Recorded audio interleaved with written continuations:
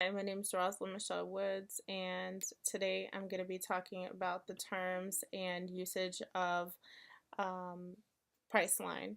So basically, Priceline has a website that we will be looking at that has some terms and usage that can potentially not be so great for the actual user. So we're going to take a deeper dive into what exactly they have going on their site. So I want to start by talking about what a contract is. So, a contract is a legal enforceable agreement between two or more parties. It could be written or it could be verbal. The contract essentially is a set of promises that typically each party is promised something in exchange for benefit.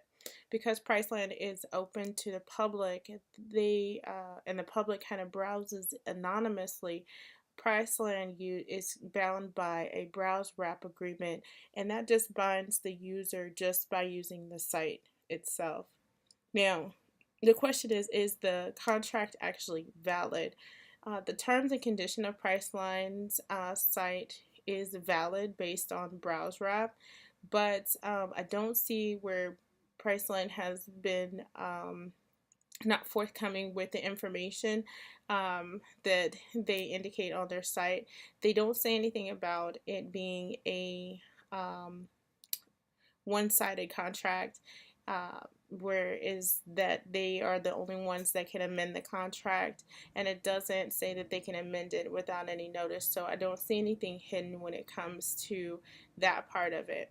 Now, visitors are bound, but I don't believe that they should have to click I agree, just because the browse wrap agreement kind of already binds them just for searching. Now, if they were to become a member of Priceline, then yes, I would definitely have it to where they could click I agree to the terms and services. But visitors are bound to browse wrap the two-party contract that is used on Priceline site.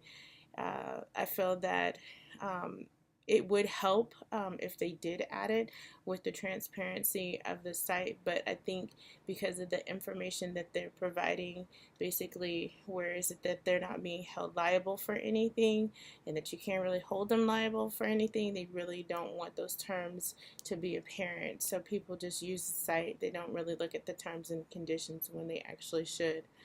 Um, if there is a dispute with Priceline, can you sue them? I believe that you can sue them, but you're probably not going to get very far because of the terms that are written inside of their terms of use. So basically, web users can use arbitration. If Priceline, you can't come to some sort of resolution with Priceline, then you can go to small claims and do some sort of resolution. But even within that term itself, it basically says that the resolution or the money that would be paid out is no more than what you paid into the site, if anything. So it's kind of alarming in a sense, because if your identity is stolen for whatever reason, Priceline's not held accountable. If somebody does something inside of the organization, Priceline is not held accountable. So they kind of deflect the accountability away from themselves. But they do say that you have 60 days. Well, if they can't resolve it in 60 days, then yeah, you have the right to go to arbitration or small claims court. What's recommended? I just think that, if they are going to have some terms and conditions, or terms of usage saying that they won't be liable for any information that is lost or anything like that, that it should be a little bit more upfront to the customer versus being all the way down at the bottom. But I think that if you ever were to become a member of Priceline, or Priceline services or anything like that, that there should be a terms, or I agree to the terms button somewhere pretty obvious, so that the customer won't be taken by surprise if something were to happen, and they try to seek out damages. So this is my project. Thank you for listening, and I hope you guys have a wonderful day. Thanks.